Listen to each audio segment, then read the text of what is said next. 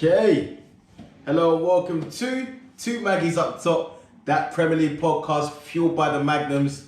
We're back again with the boys, another episode 24. Let's go. If you don't already know, I'm your host, Big Kes, aka Kes Ferdinand, aka Gabriel Jesus. Come on. My face, you don't bang. Listen, he's good enough for City, mate. You know what I mean? That's what I'm saying, lad. Hey. And to my right, we got my co-host. It's the Greek legend, you know the name, Big Pans, aka Ole Pana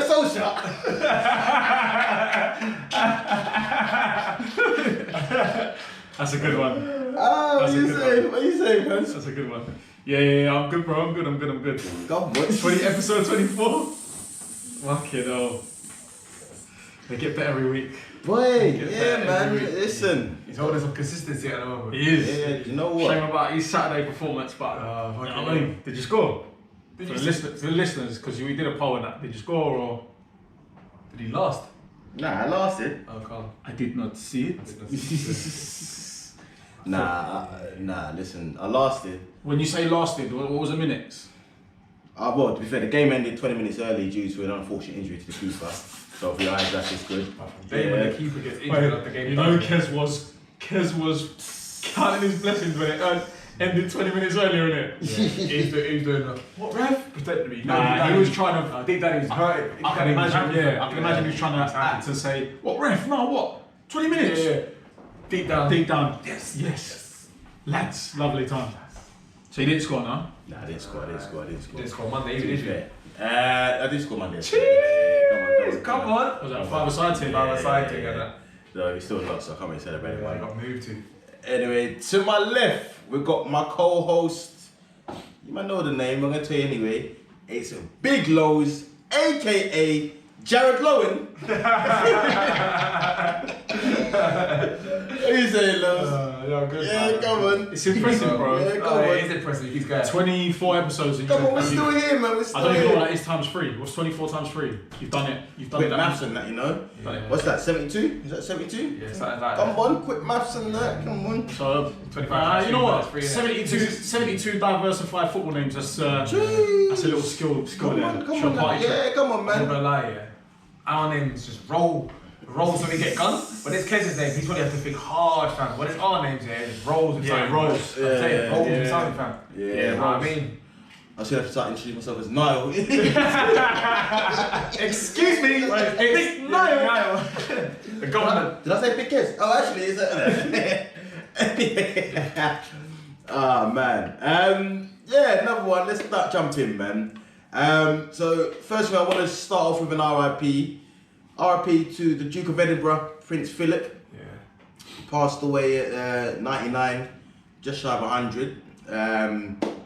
Yeah, man. RIP to my man. I think teams observing 2 minute silence across the ground. That was a madness, fam. That was very long, fam. I'm seeing yeah. players here, literally just looking around, fam, like, what's going on, like, is it done yet, fam? Imagine standing for 2 minutes in silence. It's a crazy one. Obviously for me, I mean, man, know that I watched The Crown and that, so yeah. I know the Duke of Edinburgh I'm story. still getting through it. Yeah, you still getting through it?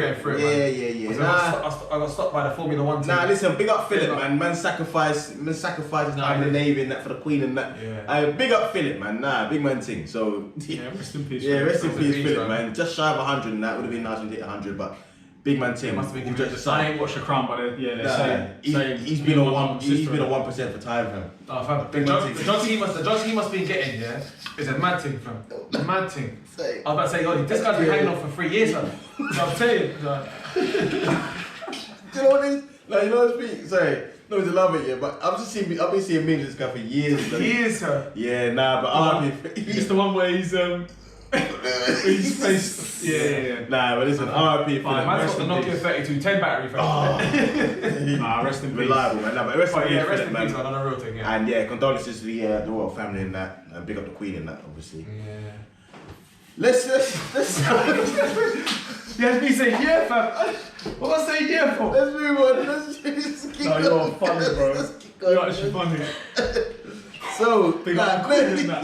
Lizzie. Man sold it to me, man. I said like, yeah. I couldn't even go for time. He sold it to you like he said Fulham was staying up. He said it the same way. He sold it the same way. And I want about we'll get to the relegation thing, but I said about West Brom. But yeah, we'll come on to that. Oh, fam, don't start at West Brom, man. Yeah. Please don't start at West Brom. Listen. We'll come to that. We'll come to that. Before we dive into the games, one thing I wanted to look at was this Forbes richest club in the world listing that's come out recently, yeah? That's annoyed me. I'll tell you why it's annoyed me, yeah? Because Arsenal will be named in the top 10 richest teams in the world, yeah? According to this Forbes thing anyway, yeah? Are you not usually though? I swear you are usually. Yeah, Probably, yeah? But for me, these men have been on a budget for years with the signings, man. The signings have been... Listen, these men have been going to Aldi rather than shopping at the fucking Sainsbury's and flipping Waitrose and all them things there. Do you know what? Yeah, I don't mind when you go shopping Aldi and you find the good quality. Good quality. No, but they've not been getting good quality. They've been getting Tesco basic signings for years, man. What's the basic? Is Tesco basic or value? It's Tesco value. Tesco value. Sainsbury's basic. Yeah. They've been getting the basics. Anyone that goes Sainsbury's to get Sainsbury's basics, you're lying to yourself. Yeah, go Tesco. I can understand going Tesco to get Tesco value. No, big man thing. But when you're going to Sainsbury's big man thing, to get Sainsbury's basics, when I went uni, you can't do. No, to get Sainsbury's basic vodka. Right, first year uni, yeah. It's paint. One of my guys got fucking Sainsbury's basic. Is it basic? Yeah, basic. Basics vodka, yeah. Blood. It's paint thinner. The thing mash up my throat. No, it ain't alcohol, bro. That's poison. It's poison.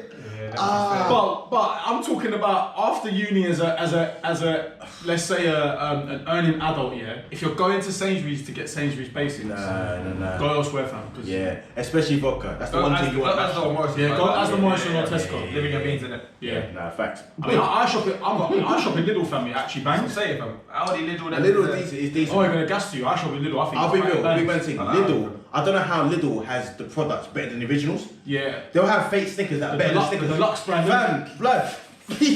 I used to buy. Listen, I used to buy Lidl chocolate. Blood. When I used to go to uni, yeah. Obviously, when I first started drinking, it was a Malibu thing, innit? I don't know why I was on Malibu.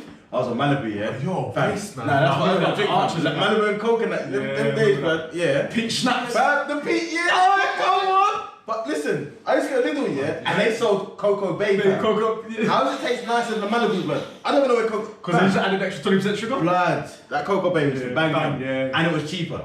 Now, Lidl. When you say cheaper, it's at least 6x cheaper. It was hard. Yeah. No, it was hard. But back to the original point, Arsenal are the top 10 richest clubs in the world, and do you know what?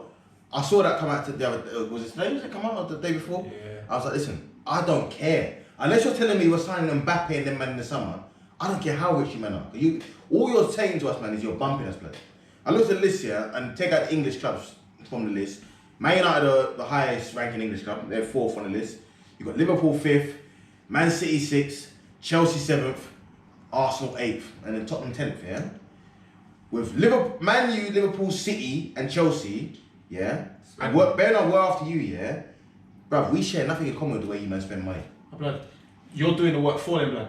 You get what I'm saying? That's what you're doing, fam. It's all these merch drops and that. Look what he's wearing. Yeah, listen. And for those that don't know, can't see. What is it? The 424 shirt that dropped. Listen, man. What was it? When did it drop? Listen, we got to A stay. couple months ago. Yeah, obviously The reason why they're 8th, the drops are trippy, innit? The reason why they're 8th is because Big Kes. Yeah, the merchant. Yeah, no, I hear that. It is, bro. I hear that. Right. So what's your owner's name again? I can't fucking Cronky and all them, man. Yeah, they're loving you lot. Just on that, they're loving you on the whole Forbes thing, yeah. I'm seeing Everton at 15th or something here, and spending more money than us. That's mad. It's actually mad. And looking at new stadium. Yeah, it's mad. It's mad. Yeah. I'm saying. The new stadium thing is what don't wash with me, fam. Because bare man are getting new stadiums now, like it's normal. Yeah, and they're still spending P. Yeah. Tottenham got a new stadium, and they're still like. They're not spending. They're not spending, but they're doing better than us. So yeah. They're about to spend P when they make the sale of Harry Kane. Yeah, well. Come on to that, so still. Yeah, boy. Well, I just had to get off my chest anyway.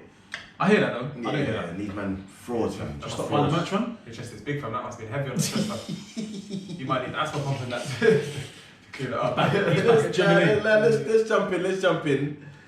And I'm going to start with your boys, man. A chance for you to take the floor and obviously, you know, get a little back from last week. We're getting on to you after the heavy defeat to you lot are just Big Sam boys and that. So you made a bounce back with a 4-1 win over Palace. Yeah. It's good to see you can beat them struggling teams. Shut up, fam. You lie. Great performance in that. Do you know what, yeah? You're deserving of being one of them Sky Sports pundits. Oh, no. Because all you do is ride waves, fam. No, but bro. You started the episode off with saying West Brom are now going to survive after 2 wins. I've been singing about West Brom from bro. Bro, Sing about West Brom from you did, but you didn't sing that and say they were going to stay up. Nah, but You said it's right. too late. I So, thought more maybe, time. but you know why though? Because you lot come with the You're remix them- thing like, yeah, but you're them Graham I'll Souness, finish out, yeah, and you remember like, nah. Right. And I'll be like, listen, I was calling West Brom from early. If I start pulling on quotes from previous episodes, yeah, let's pull them. But they're not matching. But They're not in sync. But Palace, when we started talking about West Brom last week, he was hurt, fam. Now we're talking about Palace Chelsea. Might stick with Palace Chelsea. That's what I'm saying, fam. No, listen. I said it last week. What did I say Blip. last week? And I said it on the story as well. It's a blip. Blip. So, Yeah, and you know what? I'm glad it was a blip. And the first half was the best first half of under Tuchel's reign I've seen from us, football-wise. Yeah. It was like solid. The second half was a bit laggy. Yeah, But- understandable. You come out the blocks flying. Havertz though, I Havertz had a great game. I mean, he could have had a hat-trick in this game. Yeah. But I saw some quality from this guy, Yeah. The first finish was brilliant. But even like a few chances he missed, There's one where he missed it on his... He flicked it over. The first touch. Gascoigne, they'll call it Yeah, like similar to bro, that like- Gascoigne goal. Yeah, I saw some quality from Havertz, man. So you must have been happy with... Who compared it to Gascoigne, fam, without him finishing it? No, they were saying he almost scored a Gascoigne-esque Who said goal. that? Yeah. I read it on the report. That's and that- Yeah. The Chelsea report. No, That's on Sky almost, Sports. that's almost as bad as Spurs. Nearly won the league. Like, Obviously, like that. Yeah, I'm just saying, because I remember Gascoigne scored one of that. Obviously, Havertz. My only criticism for Havertz in that game is that he should have got at least a brace, like minimum. But I think you're But seeing his him movement- he's starting to settle in. The only thing is for me, being critical of the team is that as much as I don't know in it. I still think it's too early doors. But as much as this false 9 is suiting Havertz, I don't know if it's valuable. I don't know if it gives us enough in return to sacrifice an actual striker. So personally for me, But for instance, me, I'm still strong in saying that Giroud should start a game, right? Let's just say, for instance, or you man are gonna come me, but Timo, for the money he's come for, he's got to be starting to try and get some confidence back or whatever, yeah. I would say even when Timo Werner's there, he's still a false 9 blood. But what I'm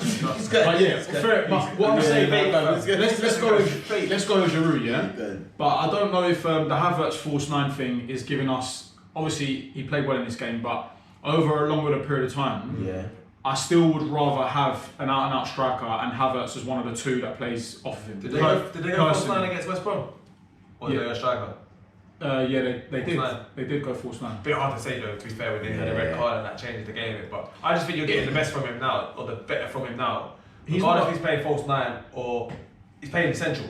Yeah. You know what I'm saying? Whereas last time, Lampard was playing wide. And then wide on the other side, and he had no consistency. Now I think if he's getting consistency, you're going to get a bit more out of your player, innit? Like, although it didn't work for Werner and such, but you saw Werner, like, even when he was getting run of games, he looked a lot more dangerous. So regardless of his clinic, he wasn't finishing. I think Werner's better suited wide left. I think even Pulisic looks. Pulisic looking like he's coming back to his son best, but again, I can't take the piss out of Gareth Bale and then now start screaming Pulisic is back. Do you know what I'm saying? Yeah. But from what I saw of Pulisic in the last couple of minus the West Brom game, last couple of games, he's looking like he's come back to fitness. His hammies not really giving him any grief anymore, and he's starting to get back. I think if your front boys are confident, they will link up well. Because you see, they link up. The finish from Havertz, his goal that he scored.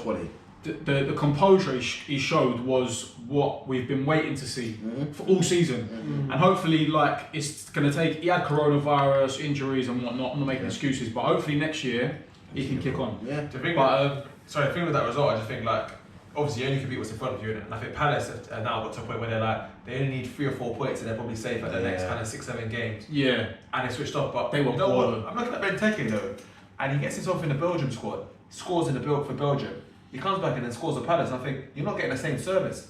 Yeah. Like that was a good header. Good header. It was vintage Benteke. He's kind of paying back the faith. Although this guy's got years to pay back up. Do you know what I'm saying? But no, I will give some credit to him because he's supposed to be resilient. Do you know what I'm saying? One thing I want to touch on the game, it annoyed me, right, because I like the guy and I think I've spoken about it before on the podcast, I think he's got great talent, is Zaha.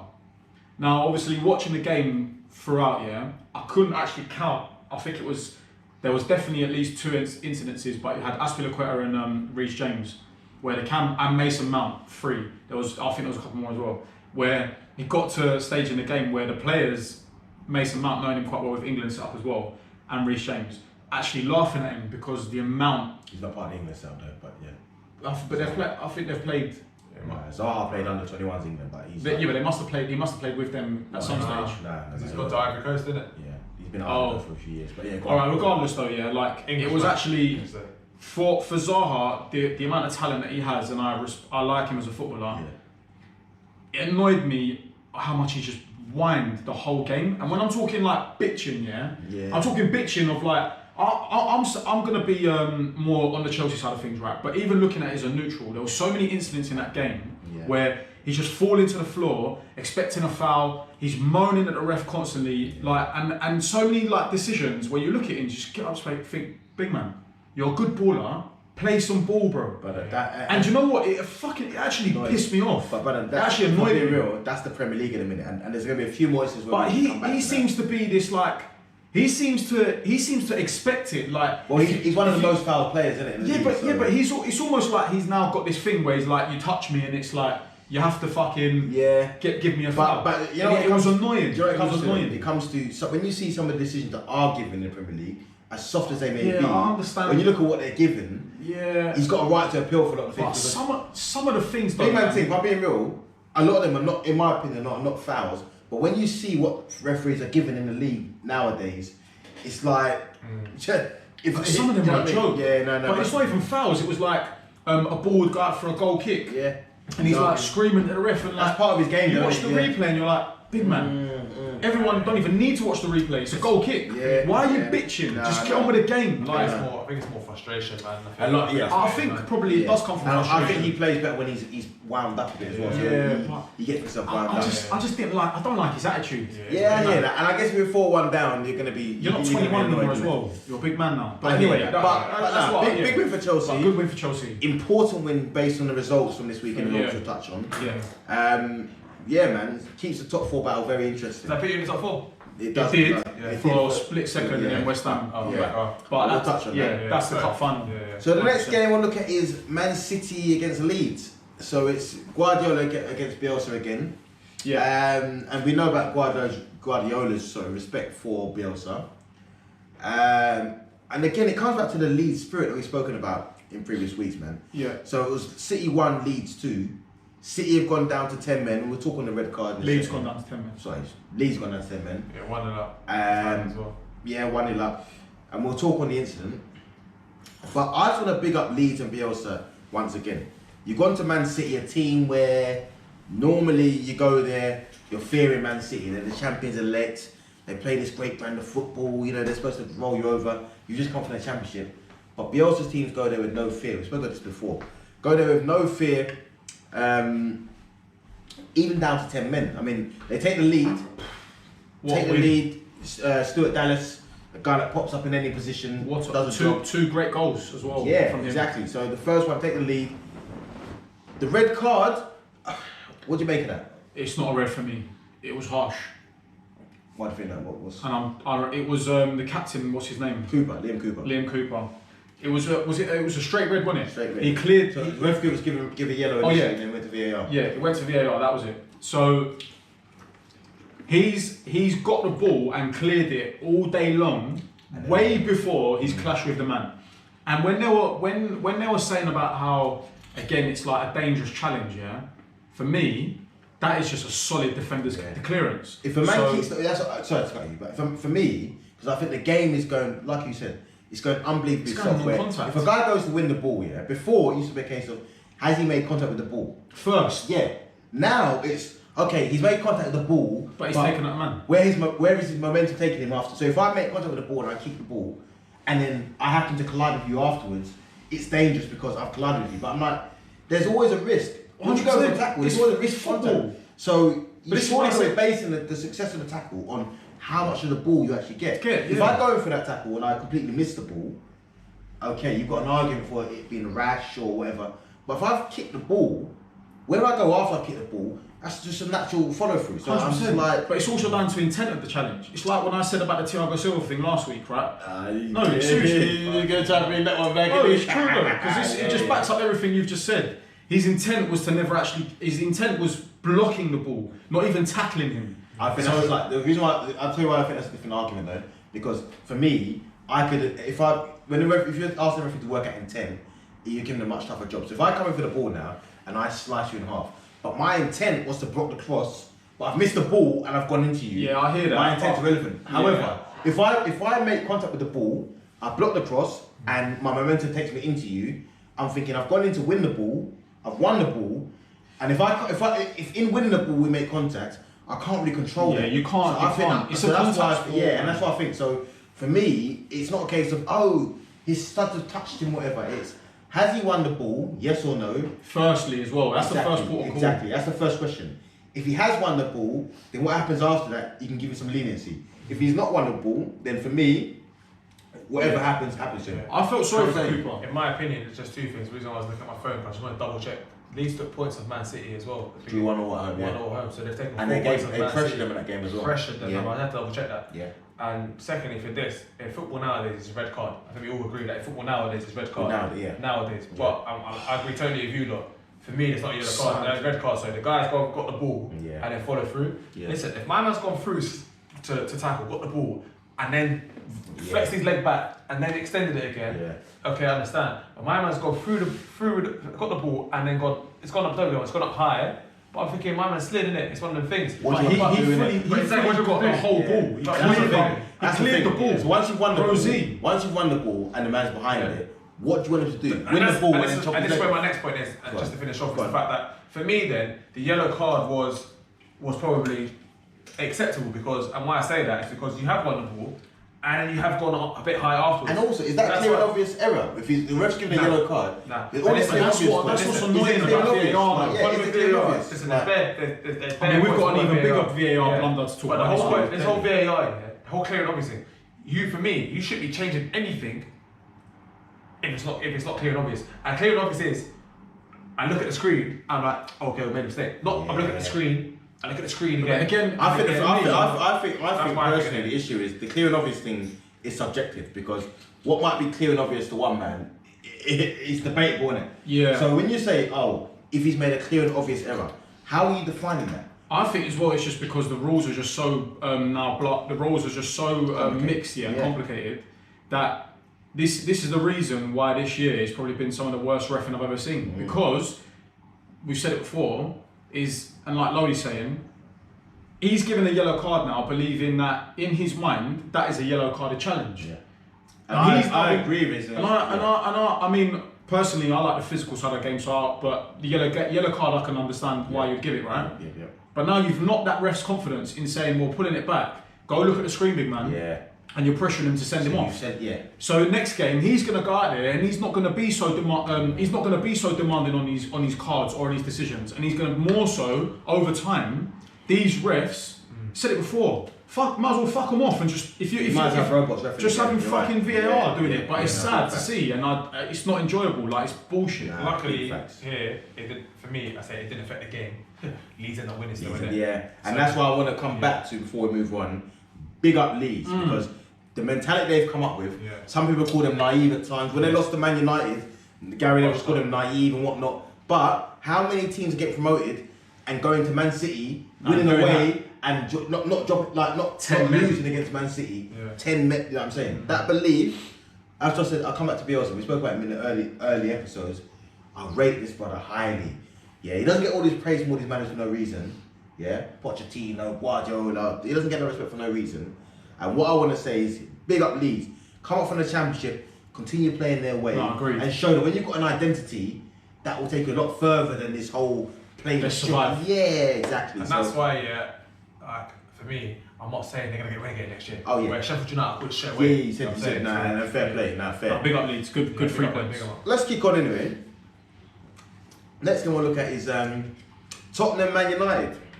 Big game. Before we even dive into the game, what I want to ask you, man, is this, yeah?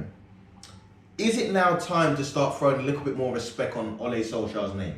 Because we've been giving him corn, and I feel right. I mean, I'm part of the process, innit? So we've all been giving him corn. Yeah, hella corn. But when you look at what he's done at Man United now, and if we look at United, and they're probably set to finish second in the league this year. If they win their game in hand on City, they can close the gap to 8 points. Yeah, the last time Man United finished second with Mourinho, they were 20 odd points behind Man City. Yeah. If he finishes second within 10 points of Man City, that is high progress on anything they've done since 30. Yeah. He's also beat. Sorry, Scotty. He's also beat Guardiola.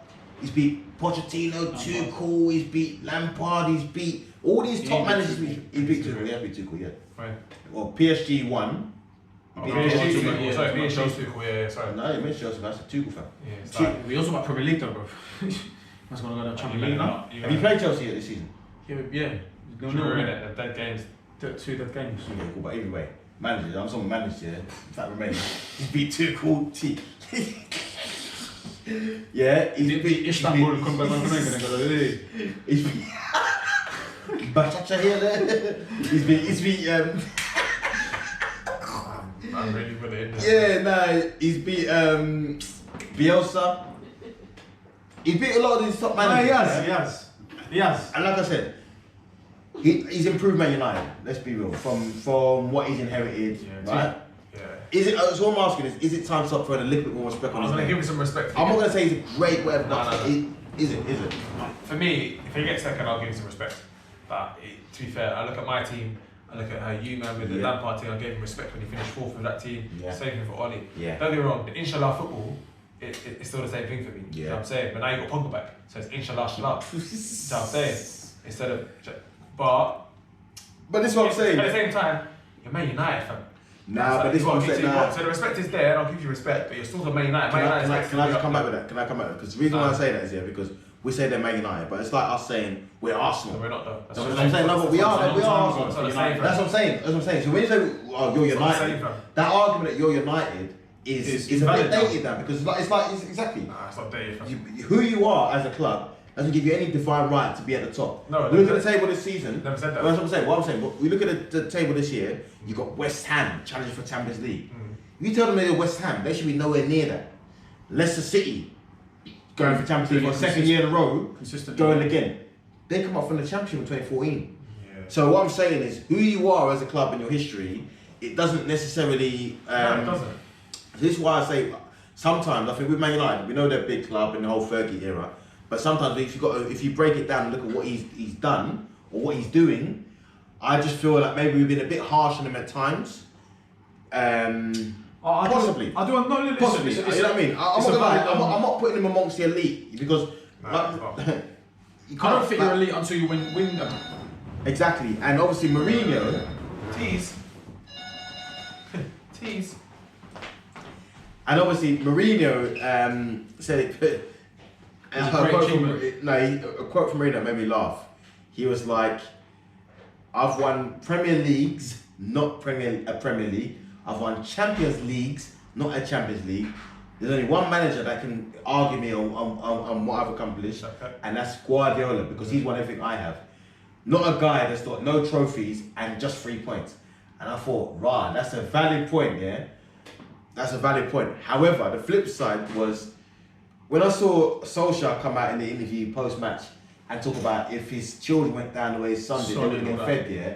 And I heard Mourinho's comeback to that saying, you said he wouldn't feed his kids, whatever. I just thought Mourinho has lost it. But I thought Solskjaer has got the upper hand because if your argument is, how can he say he wouldn't feed his kids? Big man. Bro, I don't think he's lost it in that. That is just classic Mourinho, man. Do you think? Yeah, 100%. He's been doing it for years. Whether he comes with a bit of finesse with it or not, he's always been one for them. Normally it's Mourinho throwing the comments in and someone else responding. No, but even still, like when he's been under pressure in these times in the past, I just felt like Mourinho was deflecting in that.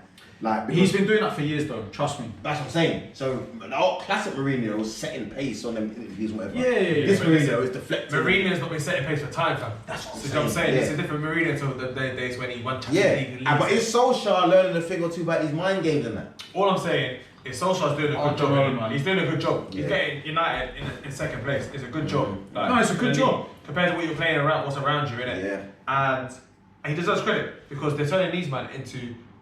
See, with my team, we're bottling it. These guys, these comeback kings. Yeah. No, I'm hearing because they keep losing, coming from behind, doing their thing, and they deserve that. They deserve that. Whilst we're on this game, so obviously United had a goal disallowed first half for the McTominay flick. Yeah. It was pathetic. And that's what I'm saying. That's where the game's going, isn't it? Yeah, everyone knows. Like I've been very vocal about United on this podcast, but I have to give them credit on this game because they did us a favour anyway.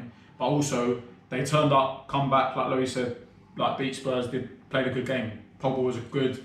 Cavani proved to us again though, like I think as well, of how much United have been screaming for an out-and-out number 9. Yeah. And I still think Cavani fit. If I felt sorry for him this year because I still think if Cavani had more longevity in the game, I hope he signs another deal for United fans' sake as well. He wants to go back to South America. Yeah, he wants to go back, but I think he's still a great addition to that team, 100%, even at his age. 100%. But even with that Sonny thing, what you're saying about Ollie learning with mind games and that, I'm not trying to, boy Ollie here, but I just think Ollie was just being passionate about what he believed in and saying that. I don't think there was any mind games in it. I think Ollie was just vexed because, like me, when I watched it and saw the replay, silly. When you look at it, you're thinking Sonny. But you know what? I find it hard to sympathise. Sorry to cut you. You know why it's hard to sympathise? Bruno Fernandes, then in that same game, gets a flick on his heel from Mora, runs on, goes down, and doing the mad thing. The midweek against Granada, Europa League, a man does a little, Bruno Fernandes, flailing arm, goes down, gets a pen for it. So they're all at it, and that's why I don't feel sorry for none of these men when it happens to them, because the game has gone ridiculous. But I just don't understand it. It's been bad for years, isn't it? But not this bad. Like diving, I remember Drogba's first season when we were all gunning him because he was just literally flicking. He's a big man and he was just falling to the floor. Yeah. And diving's been around. Robin was another one from I remember my young Chelsea days. They were the early man though. Yeah. But it's been around for years. But now it's not even a case of like it's got silly, and I don't know what is going on in these players' heads. Yeah. But it's like a flick of the switch of like Sonny, man, bruv. When we go Power League or you play rugby or whatever, even football. Yeah. Rugby's obviously fully contact sport, yeah? Football, yeah? I'm more interested in winning the ball than if a man brushes my face. I'm trying to get the ball. If a man's gonna go down like that, it's ridiculous. I'd rather punch him up, so he's got it's ridiculous. And take a red card. And it's annoying. It's sad to see. Right. That's where the game's going, isn't it? This is, by the way, the most enjoyable season I've watched since I've been born for the Premier League. Bruno Fernandes, baller. Bitch. He's a bitch. No, he's a bitch. He's a bitch. Yeah. But have you lot enjoyed the PO this year? I've enjoyed football. I always enjoy football. I'll be real. The VAR. Yes, I have. VAR has destroyed it. Yeah, and so has the players. This new wave of like, it's shit to watch. The game has become so slow. Well, and stagnant. We'll touch on that. There's a few instances we'll come back to in relation to VAR. But to be honest with you, I'm just grateful to have had football through this pandemic. So I've enjoyed it. I've enjoyed it. And also with the table, it's been flipped upside down. And even though Arsenal have been struggling, you've seen teams emerge and come through, and it's been more competitive. Next game is a great example of that. West Ham, Leicester. Now these are two teams historically. You're talking about. That's what I say. We're talking about. We're Man United, we're Arsenal. These two teams have been nowhere near it. West Ham over relegation, whatever. Leicester, lower league, whatever. These are two teams now battling for top 4 or in the top 4. West Ham, I've got to big them up. David Moyes, we're giving his credit already. This was a game I look at it and you think to myself, it's a big game. It's a big game for them. Another game where they've gone 3-0 up, get pegged back, and it's a nervy ending. Mark Noble's 400th game. Declan Rice injured, he's come in. I think I need to hold my hands up on this game because I've dissed Jay Lings in the past. Blood. I was just getting to him, Lingardinho. Yeah, and I have to say, I'm not saying like obviously he's only been at West Ham for a short amount of time. Yeah. But fucking hell, like Man's putting his stamp on a London stadium. Big man thing. And can I just say, see Lingard, yeah? Call him Lingardino for this one, yeah? He is a great lesson for anybody in any walk of life. I'm going to tell you why. See me with Jesse Lingard, yeah? At Man United, I had him as an average player. Underdog. Average player, yeah, didn't really rate him, yeah? Didn't think he was doing much at all. Lingard has shown, yeah, that if you believe in yourself, back your source, and someone backs you, and someone believes in you, anything is possible. But in order for someone to believe in you, It's like a new advert, fam. you have to believe in yourself. Because if everyone telling Lingard that he was shit and he believed that, no longer believed in himself, there's no way that you can come back and be doing what you're doing. No, you know what I'm saying? So with Lingard, the reason why I rate him is this. He's been in the public eye for a long time. People telling him he's not great, you know, not gonna make it at Man United. His hometown club, he wasn't really doing too much, yeah. He's kept himself in shape, away from the game, not had any first team action, and he's got another chance, and he's literally taking it with both hands. And I've got to give him respect as a man. No, I thought I'll give Lingard respect because beyond the football thing, it's the whole being in the public eye, people's perception of you. But still, because he's one of them characters who's like, he's a big character and whatnot. On social, still having the confidence in yourself to be yourself and when things are not going well and turn it around. Takes strong. And honestly, not going to get too deep into it, but what he's done at West Ham is a great lesson, man. Always believe in yourself. And this guy, honestly, he's turned me around. Big man thing. He's making a claim for Euros. Big man. Yeah, I think so. You know what? So West Ham though, like on West Ham, would you say they have to go and sign him with someone? Would you make Lingard? Yeah. 100. If they can. If they like to put all their money in, like to try and get him. I mean, to be fair, he may now have more clubs interested in him. I saw something ridiculous about Real Madrid and whatever. Yeah. Alright, who am I to speculate? But West Ham have to, for me, go in and get this guy. What about it's a bit like when we're talking about Odegaard and then man there Arsenal, our club. Exactly, someone really. You need someone, but just on top of West Ham, yeah. My only thing with West Ham, I know there's only 6 games left, and do you know what? Part of me just thinks, I hope they do, you know. Yeah. Is the fact that I look at their squad after the first 11, I'm thinking, if you get another injury and Declan Rice out 4 weeks, Antonio with the kid hamstrings he's got, yeah. Like they need to go and sign. But they're still showing out results with these. No, that's what I'm saying. But they get 1 or 2 more, you know what I'm saying, 1 or 2 injuries, I'm thinking, boy, you look. They'll need to invest in someone to go. If they're I'm talking about now, innit? Now, like the next 6 games, that's it's going to be a massive achievement for them. Obviously, get a Champions League. It's going to be more achievement. The fact that they're doing it with almost 11 man. You know what I'm saying? 100. Two questions I want to ask you before we move on. First question is, great win for West Ham, by the way, but I know we haven't really touched on it. Are Leicester actually now not that safe to finish in top 4? They're only 2 points ahead of West Ham, and they're only 3 points ahead of us. And they're not exactly in form right now, and they haven't been for the last few weeks. Yeah. Jamie Vardy's been quite flat. Iheanacho obviously has been coming through. Up, yeah. But what are you man saying about? Obviously, we've been saying it's City, United, Leicester, and then it's either between us, Liverpool, and West Ham. But more time, it's interesting. If Leicester are still going to be going on this run, they might fall out, you know? It's a really good question. I think the issue with Leicester as well is, on top of what you've just said, it happened to them last season. Where they missed out, innit? Last day of the season. They were top 4 all season, and then Man United picked them, right? And I just think, when I look at Leicester, I think they're overachievers, and you wouldn't put it past them to bottle it. Just like when you look at them in Europe, and I know we've got to play Slavia Prague ourselves, but they went out to Slavia Prague, and I'm just like, you should be beating them. I know you've got injuries and whatnot. No, if you're going to be at this elite level, you've got to be beating them. So for me, I look here and I think they should finish top 4, but they could easily slip out now. They could easily slip out, and the fact that it happened to them last season on the last day, It'll be playing on their minds. It'll be playing on their minds, 100%. So, yeah, agreed, man. I totally agree with that. Yeah, it's been an interesting one to watch, I think. Really interesting one to watch. Because I think we're just focusing on the 4th, but you know, rather than 3rd and 4th. You know the other thing, Pana, on top of that is the fact that they are being hunted down by the big boys for top 4. So you look at Leicester and West Ham being in the top 4 at the minute, and West Ham may fall victim to this as well. But the teams that are chasing them Chelsea, are teams. Chelsea, Liverpool I'm gonna put Spurs in there, but I'm not. Yeah, okay. Chelsea, Liverpool, Spurs. But the thing is, these, especially Chelsea, Liverpool, they're teams that bank on Champions League year in, year out. So they're gonna have this relentless pursuit of Champions League. Whereas for West Ham and Leicester, it's a dream. You know what I mean? Finishing top 4 sometimes is a dream. dreams are more powerful. However, but I hear what you're saying. I like that. I like that because sometimes, and you got to keep a dream alive, innit? I like that. I do like that. But when it's a guy, when they're being chased by guys that's their norm, and without that, they, you know what I mean? Yeah, you know what I'm saying? So it's interesting to keep an eye. Big up Lingardinho. Yeah, trust. Obviously, Mark Noble, West Ham, David Moyes.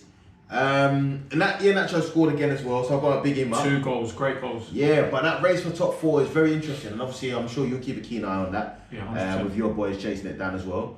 Unless you can do the flipping 2012 thing again, but let's see, guys. They keep doing memes, innit?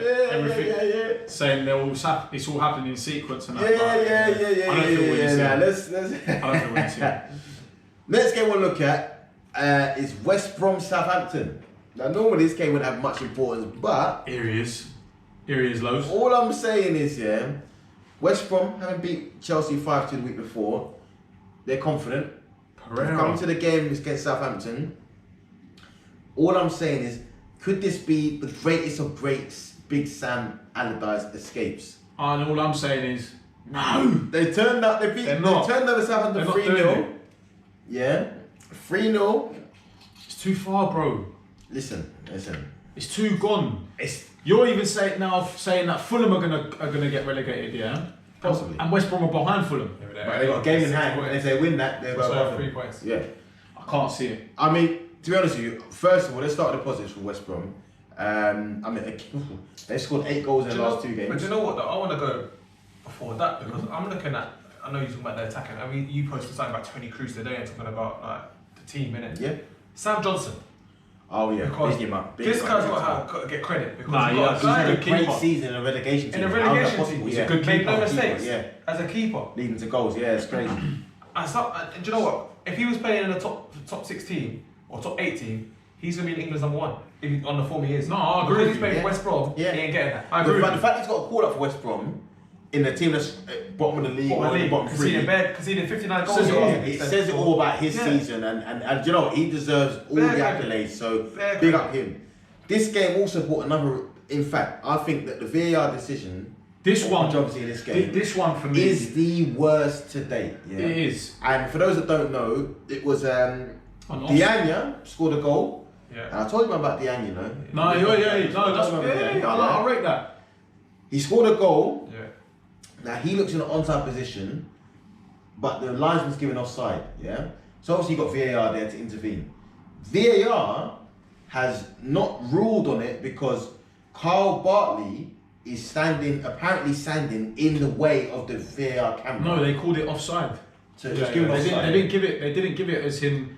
No. So the initial decision was offside. Offside, yeah. So the lines was flagged for offside, so it's gone to VAR. But VAR was on the little thing saying offside as well. Yeah. It's because it's already offside. This is what I'm saying. So it was given offside, yeah. So it's gone to VAR. VAR is meant to rule on it, but the reason why VAR hasn't changed the decision is because they're saying that Carl Bartley is standing in the way of the camera, yeah. So they can't get a definitive line, so they have to go to on-field decision. So they're not saying that Diagne's offside. They're saying that because of where Carl Bartley stood, they can't draw the line definitively to say that he's on or offside. So if the linesman kept his flag down, again, there's no definitive evidence that they can change it. So they've gone with the on-field decision. I thought they called him. I thought they were calling him offside because I was seeing all the lines and that. And that's when Bartley, he's not. If you look, because he's not even in the model play. But what they're saying is they can't rule on it definitively because Bartley's in the way. Well, I don't know how. When you look at it, so I mean, and if you look at it and you deep it, Diagne has more time. He's onside. Yeah. Oh, he's more. Yeah. He's well onside. So for me, the VAR just gets more ridiculous by the week. Now I think with the VAR, it's in theory it's all good and well, but they've got to iron so many things out. How can you only have one camera angle for the VAR if you're the video assistant referee? But then when we are on BT Sport, we're getting 10. I just don't want it in the game. It's not enjoyable. You can't celebrate a goal anymore. Every time we score now, it's just like, what's happening? Yeah, I know. You're waiting around. Do you know what? Imagine being at the game. Imagine being at the game, let alone fucking watching it on TV where you're in your own comfort, your own home. Nah, it's crazy. Like, it's not enjoyable, man. It's really mad. It's a good thing that this thing didn't affect the result. Move to them. Yeah. Talking about Sam Johnson, James Ward-Prowse, Mr. Penn, saved by Sam Johnson. Nah, man, his stock just keeps rising. And personally, I think if we're looking at the England goalkeeper situation, obviously he's not playing for a glamorised team, so he's not going to be at the top of the pile. But if we look at Jordan Pickford, who's had multiple howlers, injuries this season, Tom Pope, good keeper, Nick Pope, good keeper, not great with his feet, we know it. Sam Johnson's been the one that's, no matter who he plays for, he's been consistent. I think for me, he's got to be at least a number 2. You got Dean Henderson there. But you got Dean Henderson as well. That's what I'm saying. This season, yeah. So, but yeah, it's tough. Big one to watch. Yeah, definitely one to watch, man. Yeah. But big up West Brom. Big up West Brom. Big up Big Sam. And I'm just saying, I'm going to go on record as saying this now. And I spoke about West Brom in previous episodes and whatnot, yeah. If Big Sam does pull this off, he has got to go down as one of the greatest English managers. No, he's got to go down. British managers. He's got to go down as the great escaper. Yeah, but I'm not going to say escaper. I'm saying he's got to go down as one of the greatest British managers. Man's doing hands tricks. down. No, if he does it, he needs to Big write a book. Sam, one of the greatest British managers. Yeah. Hands down. Yeah, probably. But that's my opinion, man. And I'd love to, first of all, see if it happens, but get your thoughts on that as well, guys, man. But yeah, let's kick on anyway. In fact, before we kick on, Karen Robertson scoring again as well. Yeah, the man them chipping him with goals and that. Yeah. Pereira, the man them still, Pereira, the man them being confident. Look decent. They're a dangerous side. But let's kick on. Sheffield United Arsenal. Now, for those of you that viewed the story beforehand, obviously you see that I predicted Sheffield United 0, Arsenal 3. You know, it just happened to come in. Stay posted for next week, lottery numbers. But yeah, no, for me, this game doesn't really carry, if I look at it, it doesn't carry great importance. I feel like the league for Arsenal isn't done. Lacazette scored 2 goals. For me, the brightest thing from this was Martinelli starting. Finally getting a start. Lacazette 2 composed finishes. However, when it mattered most in the flipping Europa League, and you was 1-1 with the keeper for flipping about 10 minutes, you still hit the crossbar. So now, from this game, I Luckily, think... it's a Premier League podcast, mate. You know what I mean? Yeah. For me, sorry to cut you. For me, good result. But it's not one to celebrate. It's what is expected from a team that are on the verge of relegation. When you get the lineup right, I mean, to be honest with you, you played Xhaka left back. Sheffield United. Yeah, it's one of them. I'm not going to chip in too tough because, again, as you said, it's one of the results that should happen. More time. That's one thing in this game. That's that for me. It's one thing he did in this game because he made a few interesting changes, but the one thing he did is put Ceballos further forward. So when Ceballos can do them flicks and tricks on the edge of the opposition box, it's dangerous. When he's on the edge of his own box trying flicks and turns and tricks, it's dangerous for us. So it's common sense to have Ceballos playing further forward.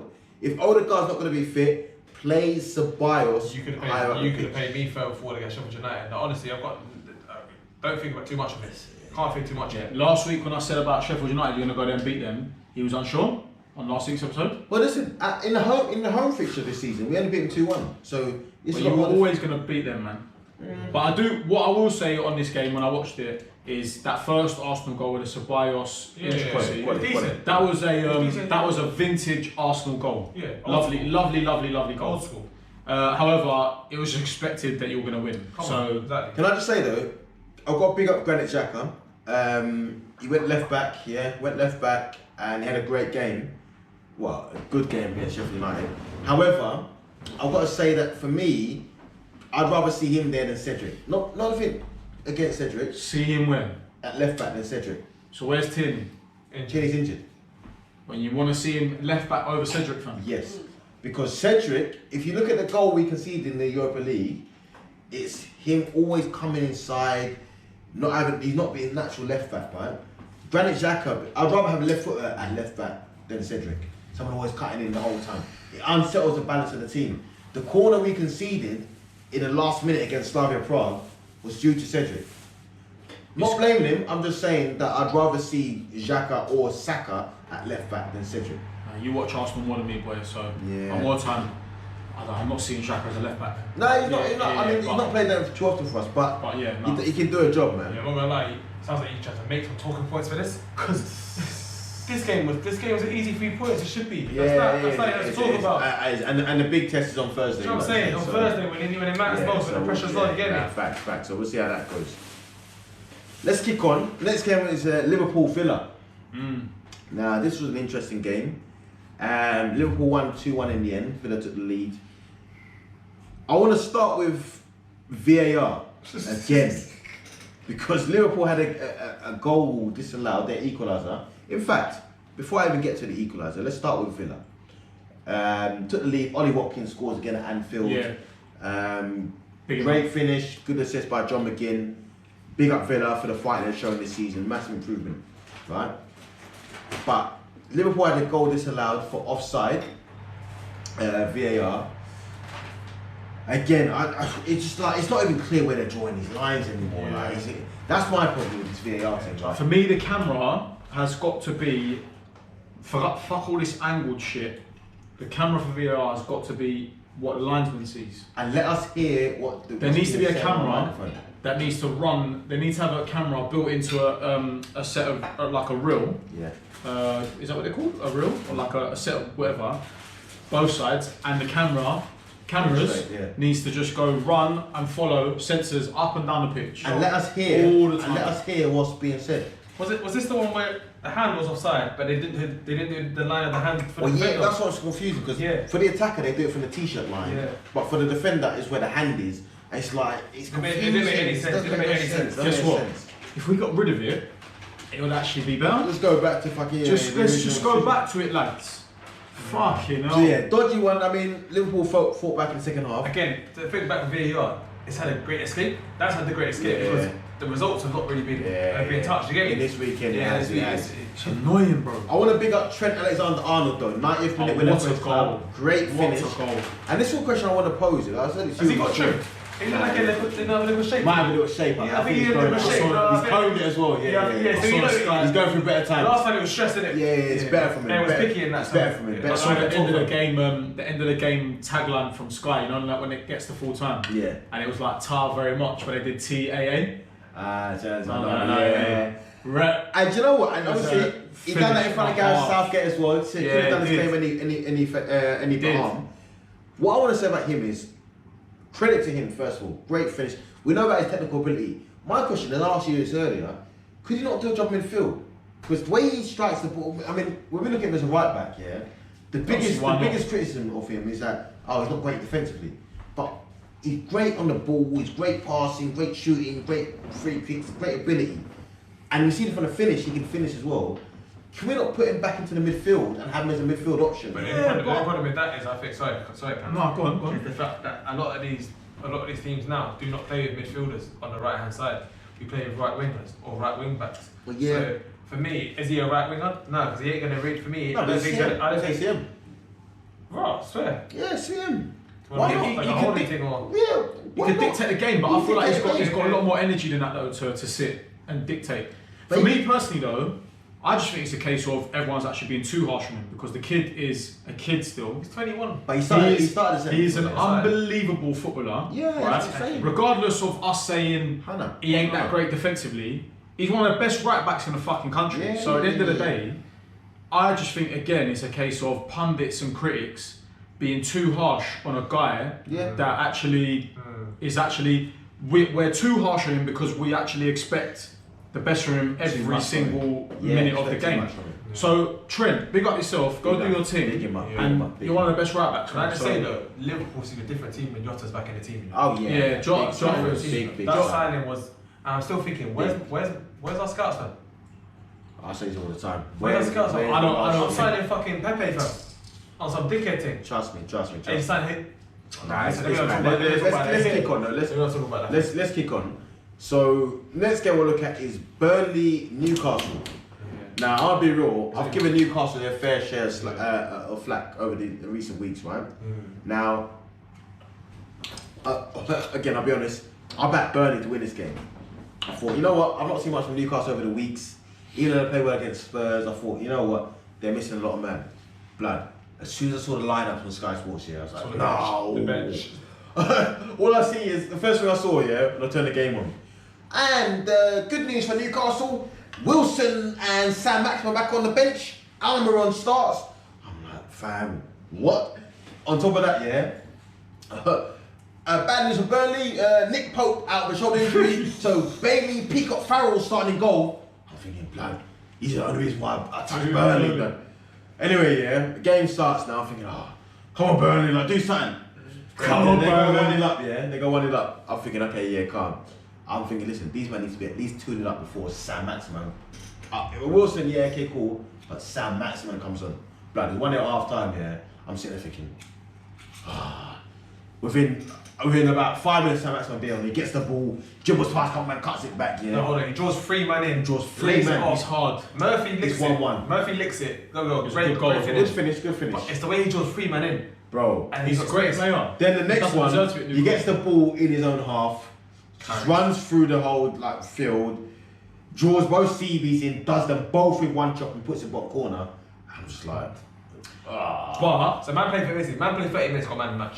I guess for me, and literally, he played 30 minutes, but he had an 8-minute stint in the game where he got just a goal and assist. He actually deserved man of the match. No, 100. Everyone was shit. No, Everyone was shit. there was no one else I was giving that to. even other than him. Almiron couldn't finish an open No, goal. bruv, like. But more time again, this goes to show again for me why they're staying up and they're not going down. They got magic. They got a bit of magic. And also, he's back probably at the right time. And they had two games. They've got 2 games in hand, one game. That's now one game in hand. But see, for me, and Fulham haven't actually acted on those games. So my thing on Fulham was number one. Fulham had games where they could have sent Newcastle into the bottom 3. Agreed. At a time And where they if did. Newcastle could have been playing games Yeah. from the bottom 3. Pressure They on. missed them chances, But then when I saw Sam Maximin, my thing about Newcastle was without Sam Maximin, Wilson, Almiron, they're in danger. When them men are back here, it's long because Sam Maximin can change the game on his own. He's one of them guys here. No, he's hard. Yeah, so when He I needs saw, to go to a bigger team. when I saw Sam Maximin in the team, I was like, nah, you know what? Newcastle. And big up Steve Bruce. They went Newcastle from minimum to maximum. I like Bruce. I like Brucey, man. Big up Steve Bruce. I like Bruce. I'm not looking at Burnley though, thinking. No, I'm looking at Burnley team. No, not saying in trouble, but I'm looking at them thinking. I don't. Based on the team and the depleted squad, how many more games do they win in the season? But they've been on form recently, bro. They've ground out some serious But results. Nick Pope's injured. You got flipping Ashley Barnes injured. But like they've been doing alright with Gordon Vidra. Sean Dyche couldn't make a change. I don't think they made a change the whole game because he only had like the youngsters and centre midfielders on the bench. He couldn't make a change. Yeah, I think they're calm though. Dwight McNeil, who's relying on him, he's tired. All I'm saying is, listen, they're in a bit of trouble. all I'm saying is, There's there's gonna be pressure on them, and don't write off West Brom just yet. Big Kes claim, don't write off West Brom. And all I'm saying is, don't write off Sean Dyche, fam. Just leave it at that. Because more time. Sean Dyche. He's been about him. And they're safe now. They're calm. He's been about. They're calm. They won their stint last month and they secured safety last month. I hear that. Let's kick on anyway. Last couple of games. Boy, the next one, this is one where I'm gonna concede on. So Fulham 0, Wolves 1, I'm being honest, I've been flying the Fulham flag for a little while. I believed in the Scotty Parker project. And I still believe in it, I still think that like had he have had his team assembled from the start of the season, they'd had a much better chance of staying up. I've got to concede now that it may be a bit late for them. Like you look like when you're dropping points to Wolves at home. Love to see it. It's I mean, I'm not saying you're done, but you probably are done. And it's one of them ones where it's like, We'd love to see it. Burrow's gonna say, because you know what? When I saw Scotty Parker's face, when they conceded that goal, it just hurt a bit. I'm just like, you know what? It's like I you feel for my man. heard that his girl cheated him. You know that one. Yeah, That pain you can never put into words. Yeah. And the worst thing is what's crazy about it is that these men have been in the Premier League now for a whole season, right? But if you look at it, they had the playoff final with no fans. No fans in the Prem, bar 1 or 2 games, and they're gonna go down with no fans. But they're a yo-yo team. They'll come straight back up again. It's tough. It's the championship's tough, and they Maybe. come up for the playoffs. Yeah, And like I said, they'll do it again, what I man. just remembered about with Fulham was the joy of the playoffs when Joe Bryant scored 2 goals, scored a free kick in extra time, and it was all elation. And now I'm looking at Scott Parker thinking, wow, you might have gone down before you even had a full stadium in the Prem. Yeah, no, that's sad. It's sad. For the fans. It's sad. Same for West Brom, I guess, but that was sad. Also, I like what I've seen Scott Parker try to do with his team. They've played good football. You did try. Yeah, they tried. You did try. They've tried, didn't it? But for me, like a guy that we they tried too late. Oh yeah, they have. A guy that we speak of a lot. I want to see who snaps up Anderson. Because he's a good defender. Yeah, he's decent. Good defender. He's decent. Yeah. And Fulham have got some good players. No, they've got good players. They have so, good players. Now, you know what? But another ridiculous VAR in this game was a disallowed goal of William Jose. I don't know if you man saw that. Where Podence was flagged offside. Yeah, offside, yeah. Again, this was what I was talking about with the hand thing. Yeah. It made no sense. It's ridiculous. It's ridiculous. All I'm saying is that the players must listen to the podcast, fam. Because last week we were gunning Adama Traore, yeah?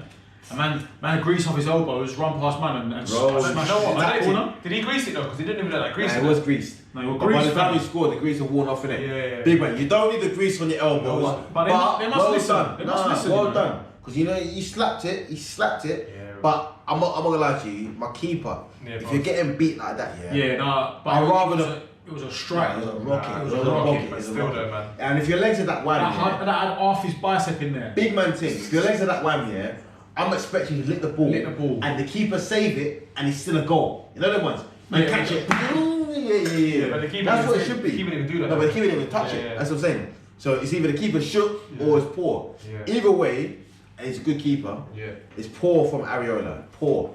You know what I'm saying? But I feel for Fulham, Scott Parker, and unlucky. Yeah, man. I think Mitrovic. Do you know what? Lacking goals, man. Mitrovic and that. I don't know, man. I don't know. I don't know. And also, sorry, one thing I want to touch on this game as well is Ruben Loftus-Cheek. Nah, big man thing here. He's not good enough, man. I thought, you know what? I liked him. I thought, yeah, big guy, techie, whatever. He's just shown to me in this spell at Fulham, he's not good enough. I'm sorry, he's not. Like, I expected so much more from him. Fulham should have stayed up here if he's gone there and done the job. Like, Lookman's gone there and done his thing. Lookman was out this game, I don't know. But Loftus-Cheek, he's a guy that is taking that. Listen, I mean, where does he go? Does he come back? Listen, I've already said on this podcast, it doesn't sit well with me because Ruben's one of our own, but he's not good enough for Chelsea. Unfortunately, he's not. So Chelsea. But he ain't good enough for Aston Villa. But he's going to come back in it. So I don't think he's good enough for Southampton. He has to go. He has to go. But it's sad to see because he's come through the academy and that's tough. It's not nice. But it is what it is. And we've said it. This is why I had to give praise to Jay Lings this week because I put them in the same bracket like about 10 episodes ago. And Jay Lings has proven to me that he can do it. And Ruben has proven the opposite. So for me, it just goes to show, do you know what I mean? So yeah. But anyway, Fulham, I think you've got to hold it down and say they're done in it. Do you get what I'm saying? Yeah. Branders. So let's move on. Let's kick on, man. Last game, Branders. Last game to look at was Brighton Everton. Now, for me, I think Brighton are. I now concede as well. Brighton not going. It's good. Listen, the game was dead. It's a good point. Dead. It's a good point. We talked about Everton though, and I want to talk about them. Merseyside Spurs. Bottle jobs. They've got away this one as well. Nah, bottle jobs. And this is what I'm saying to you about certain clubs, And I know my club's not doing too great, and this season, so listen, I'll take all the corn. But see teams like Everton, they're in the same bracket as Spurs. All these men. It's embedded within your club, You have this inferiority complex, where you're not good enough. Liverpool will always be the biggest team in Liverpool. Just like Arsenal, no matter what, will be the biggest team in North London, Oh, in North London, I was going to say, can't. Look at him. Anyway, you were going to come with the London thing. No, listen. Pride of London, mate. Yeah. Pride of London. You bought like a West London thing, but listen. All I'm saying is, Everton. We're better than Fulham. Everton are bottle jobs. I look at like the players they've got there. They've got a good team. I told thing the other day. You got a good team. On your day, you got your players. You got your players, you got your whatever. But to be good over the course of the season, you need a really good squad and mentality. 100%. Everton beat Tottenham on the first day of the season, yeah? And we look at the 11 for the 11, had it been, I thought, yeah, you got Rodriguez, you got Allen, whatever. But to be good over the course of the season, you need a squad and you need the mentality. 100%. They lack that. They lack it. And as you can see from this result, with Brighton on the other side, they've got good players. What's it? Adam Lallana, Baller, Welbeck, Trossard. Got Kasuma. They've got players, and you know what? He was on Sky Sports talking about Basuma, saying that he's gonna be wanted for the summer. 100%. But Basuma's a great player. yeah, they got some techie ballers here. Right? That's what I said time ago. Me and Lo said it. Like Brighton are calm because the teams that are around them in that battle, they're nowhere near as techie as Brighton are. Yeah. And it was a good point for them. Yeah. Good point for them. Very good point. It's a good point. Very good. And you know what? Here it goes. Yeah, but here's the thing: techie doesn't always keep you up, but I think in this instance, it may well do. So let's before we wrap it up, let's get our Box it up. Yeah, before we box it up, let's get what Donkey of the Week. I've got mine, so I'll run the Donkey of the Week, boy. My Donkey of the Week is Mourinho. Oh, it's a good shout. And I know you'd have to go Mourinho as well. That's a great shout. Yeah, but I'm gonna get to Mourinho because you know what? Number one, I had this fixture down as one day where against your old club you're gonna turn up and whatnot. Yeah. Here's the problem: we're talking about being a good team and a good squad over the season, and Tottenham are a good team when everyone's fit. But over the course of the season, Harry Kane and Heung-min Son can't win you nothing on their own. You know what I'm saying? You need Demand them. You need to demand them, yeah? Mourinho has got a squad at Tottenham of good players. Let's be real. If I'm being honest, he's got a squad of good players. Has he gone in there and improved much since Pochettino? No, he's got worse. I don't know. I mean, he says something about them not winning away for a year under Pochettino. I hear that. But they did make a Champions League final and whatever. It's mind and games, I see your team bottling against Dinamo Zagreb and all them things there. Mind games. So for me, and not only that, Ole Solskjaer's got one over you, and you're talking about his kids and whatever, like he meant what he said literally. Like, shut up. Yeah. Mourinho's my donkey. That's my donkey. You got one or shall I go? No, you go. So I got two donkeys of the week, right? My donkeys of the week is Pana and Kes. But when I told you about Southampton not finishing the top 10 for a good achievement, yeah? I never disagree. No. You man was going, no, what, top 10? Name 10 better teams. This man, do you know where Southampton are? They're 36 points or something here and they're 14. Yes. They're struggling. I never disagree with you. But if you want to look at the actual Premier League, my donkey of the week is Pep Guardiola. And I'll tell you why. Okay. Because, I don't know, what you see in Jesus training sessions, yeah? I don't know what you see. Because you're playing this Donny, yeah? Who could get a man sent off and rolling around and still can't get you goals. You got number 9. You're losing Aguero, big man. And you're playing Jesus. I was saying to Kes earlier, play a false 9. Because stop doing it with this guy. He's not doing it for you. He's not. You keep playing him. I do hear and that. you're getting away with it because Bernardo Silva, KDB, Sterling, them men will pick your goals. But Jesus is supposed to be your number 9 for him. He ain't a false 9. He's a number 9. Nah, get rid of it. Pep. And you lost that game, so yeah. You're my donkey this week, which might be unexpected, but we like that. Yeah, we like that. That's a fair shout, fam. I think my donkey, like if I had to pick, it would actually be VAR as overall, but I can't do that. But it's just ruining the game. I'm gonna go Son. Okay, yeah. Because just of the attitude really, like and just like pathetic. Like as much again, I've slated United on this podcast. It was just ridiculous that they weren't allowed that goal. So Sonny for me. I like that though. Comment on that, you know. Sonny just fix up, man. Yeah. As well as probably many Premier League players. You come on the morals thing. I like that. Yeah, I like that. Nah, yeah. Yeah, so that's my donkey. Alright, well let's move on to something more positive. I got mine. Player of the week. You got yours? I got one as well. Okay, well let's It's stay. gonna be obvious though. Go on. But I have to this week. Go on. It's got to be Jay Lings for me. Yeah, Okay. Just because like I haven't given it to him yet in previous weeks. But after this week, that was against Leicester. A great first finish. Yeah, Jay Lings got to be done. Let's get thinking, fam. Go on. So my player of the week has to be St. Maximin. Yeah, good shot. Good shot. Because he's back here, he turned it around, got 3 points, man of the match, 30 minutes on the pitch. Yeah, you done your job. And I think if you're key to their survival now, isn't it? Nah, big man team, fair. So for me, I've got mine as well. Wait, wasn't them, no? No. Oh, Well, okay. but before I give mine, I want to big up a few men. So I'm going to big up Bielsa. Great weekend for you beating Man City. I want to big up David Moyes. Great weekend for you, keeping the top 4 dream alive. And I want to big up Pulisic and Havertz for great performances. But I'm going to give my player of the week to Trent Alexander-Arnold.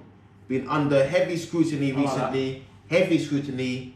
And he pops up and just reminds people what he can do, what he's capable of in front of the England manager as well, having just been left out of the England squad. So it'd be easy for a player that young to sulk and moan about not being in the, in the lineup and whatnot. But he's carried on doing his job for the club he loves, won the game for them, and I'm gonna give it to Trent Alexander-Arnold. So big him up every time. Yeah, trust me, them Scouts has got a different level of fight in them, boy. So now, big up Trent, and that's my player of the week still. William, yeah, and that leaves nothing but for us to wrap another one up, wrap it, box it up, and that come on, you're done all the thing already. Guys, you know the drilly. If you're fucking with us, you're rocking with us. Tell a friend to tell a friend to tell a friend. And remember the vibes, guys. Stay safe and stay blessed. We out.